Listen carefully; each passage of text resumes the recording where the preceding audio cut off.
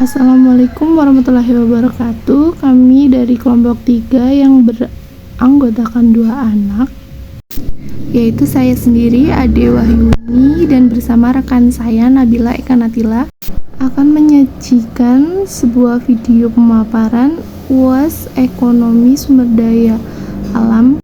Untuk pertanyaan pertama, saya akan jawab sesuai dengan pemaparan materi dari kelompok kami.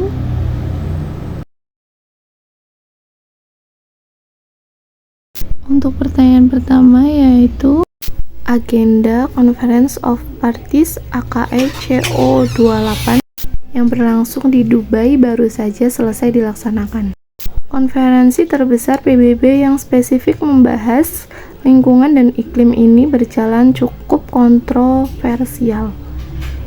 Salah satu ekjas yang sering dilemparkan terkait aksi atau komitmen iklim adalah dampak ekonomi.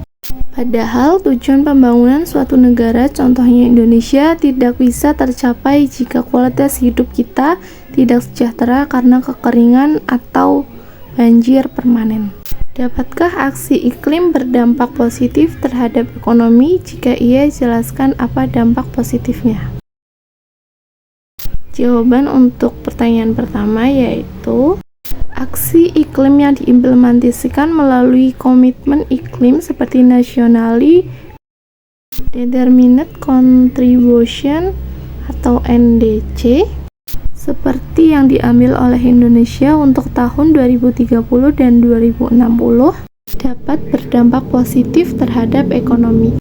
Berikut adalah beberapa dampak positif yang mungkin terjadi. Yang pertama, ada pembangunan energi terbarukan.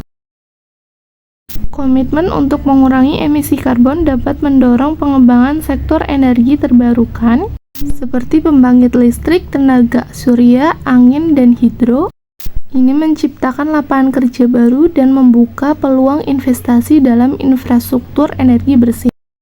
Yang kedua, investasi dalam efisiensi energi.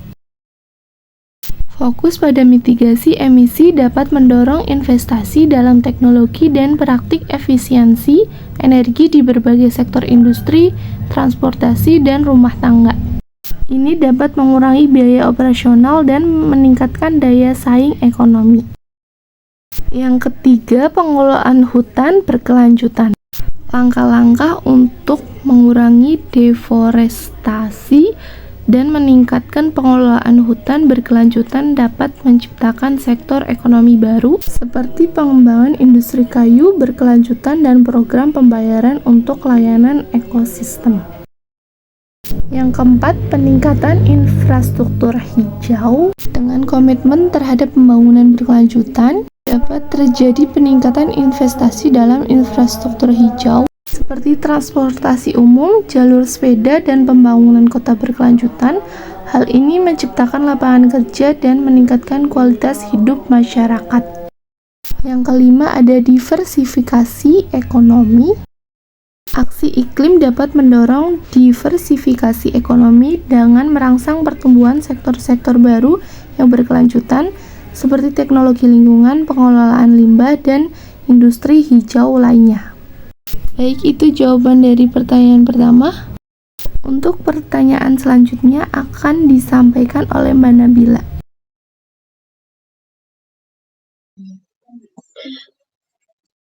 Baik, saya akan melanjutkan pertanyaan kedua, yaitu mengapa barang sumber daya alam dan jasa lingkungan selama ini dianggap tidak mempunyai nilai, atau jika ada, mengapa undervalue?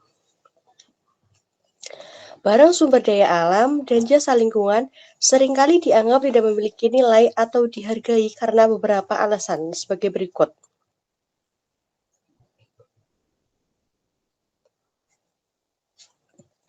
Yang pertama yaitu ada eksternalitas.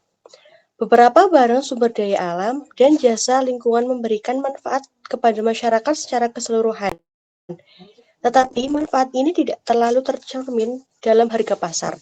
Ini dapat disebabkan oleh adanya eksternalitas positif, di mana manfaat yang diterima oleh masyarakat tidak tercermin dalam harga pasar yang sebenarnya. Yang kedua yaitu ketidakpastian nilai ekosistem. Beberapa jasa lingkungan seperti fungsi ekosistem yang mendukung keberlanjutan hidup mungkin sulit diukur atau dihargai dengan cara yang konvensional. Misalnya, nilai ekosistem hutan dalam menjaga keberlanjutan air dan menyimpan karbon mungkin sulit untuk diukur dengan akurat dalam terminologi ekonomi konvensional. Yang ketiga yaitu ketidakmampuan penilaian moneter. Beberapa nilai lingkungan dan sumber daya alam mungkin sulit untuk diukur secara moneter. Beberapa aspek keberlanjutan, keanekaragaman hayati, atau kesejahteraan masyarakat dapat memiliki nilai yang tidak dapat diukur dengan mudah dalam istilah finansial. Yang keempat yaitu orientasi pasar dan profit. Model ekonomi yang dominan seringkali cenderung memandang nilai dari perspektif pasar dan probabilitas. Dalam konteks ini, barang atau jasa yang tidak secara langsung dapat diperdagangkan di pasar atau memberikan keuntungan finansial yang langsung mungkin dianggap memiliki nilai yang lebih rendah. Yang terakhir yaitu ketidakpastian masa depan. Beberapa dampak lingkungan mungkin memiliki efek jangka panjang yang sulit untuk diukur atau diprediksi. Ini mencangkup perubahan iklim, penurunan keanekaragaman hayati, atau kerusakan ekosistem, yang dampaknya mungkin terasa dalam jangka waktu yang panjang. Baik, selanjutnya akan dijawab oleh Mbak Ade Wahyuni. Untuk pertanyaan ketiga yaitu, ceritakan secara ringkas dan berikan tanggapan kalian terhadap isu pencemaran lingkungan yang terjadi di Teluk Weda, Maluku Utara. Berkenan dengan penilaian valuasi ekonomi terhadap SDAL, maka pendekatan atau metode apa saja yang sekiranya relevan dengan kasus ini? Pada awal tahun 2023, Teluk Weda, Maluku Utara menjadi pusat perhatian akibat serangkaian isu pencemaran lingkungan yang melibatkan aktivitas industri di wilayah tersebut. Beberapa perusahaan di sekitar teluk dilaporkan terlibat dalam pembuangan limbah berbahaya ke perairan, menyebabkan kerusakan serius terhadap ekosistem laut dan kesehatan masyarakat.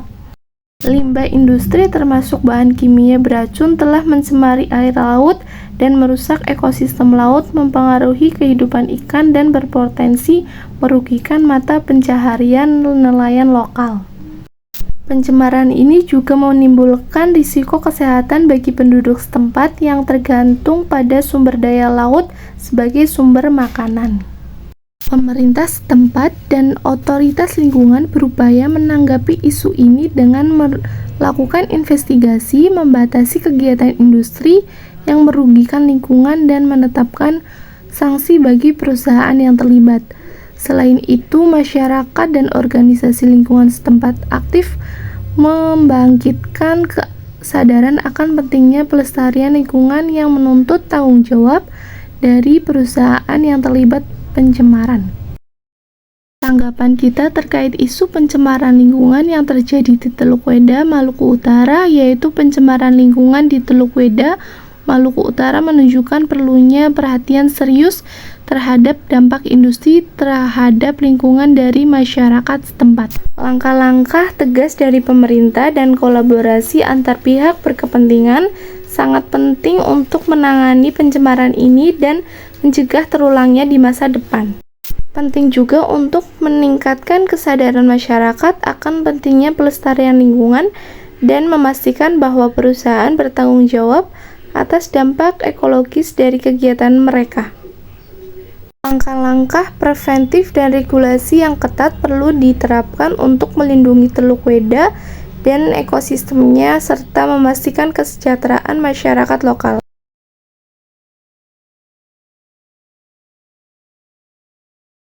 Ada beberapa metode atau pendekatan yang mungkin relevan untuk kasus pencemaran lingkungan di Teluk Weda.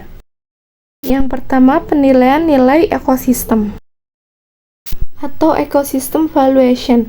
Pendekatan ini mencoba menilai manfaat langsung dan tidak langsung dari ekosistem, termasuk fungsi lingkungan seperti penyediaan air bersih, penyerapan karbon, dan dukungan keanekaragaman hayati. Yang kedua, biaya kerugian dan biaya keuntungan. Metode ini melibatkan perbandingan antara biaya pencemaran lingkungan dengan manfaat ekonomi yang dihasilkan dari aktivitas yang menyebabkan pencemaran. Ini dapat membantu pengambil keputusan dalam mengevaluasi dampak ekonomi dari tindakan tertentu. Yang ketiga, metode penilaian kontingensi.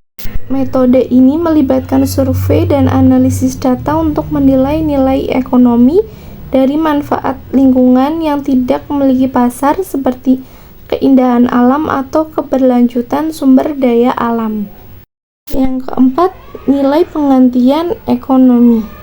Pendekatan ini mencoba untuk menilai ekonomi dari kerugian yang timbul akibat pencemaran lingkungan dengan mempertimbangkan biaya penggantian atau pemulihan kondisi lingkungan tersebut.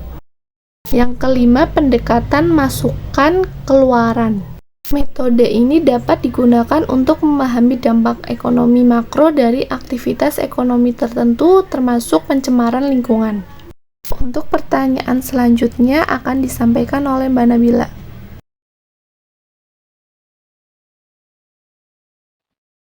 Baik, yaitu pertanyaan terakhir. Seperti telah diketahui bahwa salah satu peraturan yang mengatur soal lingkungan hidup yaitu Undang-Undang Nomor 32 Tahun 2009 tentang Perlindungan dan Pengelolaan Lingkungan Hidup telah mengalami penyesuaian yang kemudian diubah oleh Undang-Undang Nomor 11 Tahun 2020 tentang Cipta Kerja dan melahirkan peraturan turunan Peraturan Pemerintah Nomor 22 Tahun 2021 tentang penyelenggaraan perlindungan dan pengelolaan lingkungan hidup. Bagaimana tanggapanmu dan jelaskan perbedaan atau perbandingan di antara keduanya serta bagaimana dampak terhadap lingkungan.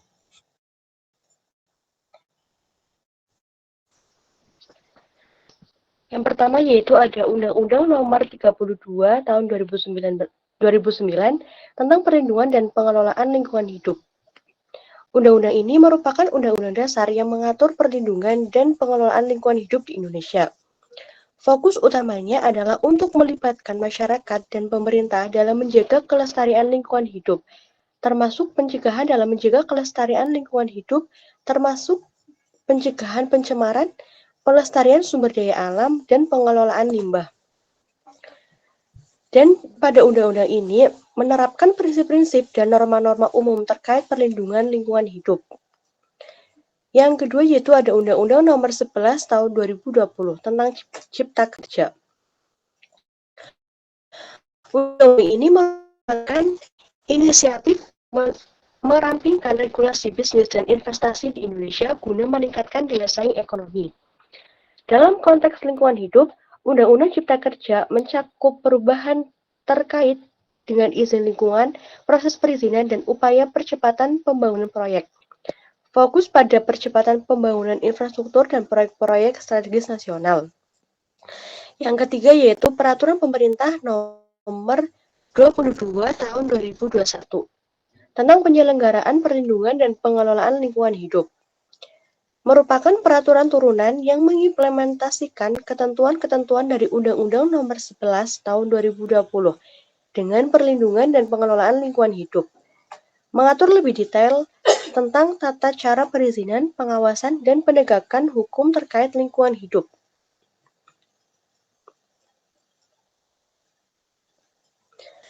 Selanjutnya yaitu ada dampak terhadap lingkungan.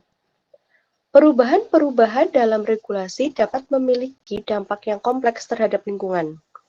Beberapa pihak mungkin melihat dampak positif terkait percepatan pembangunan dan pertumbuhan ekonomi. Sementara yang lain mungkin khawatir terkait penurunan standar perlindungan lingkungan.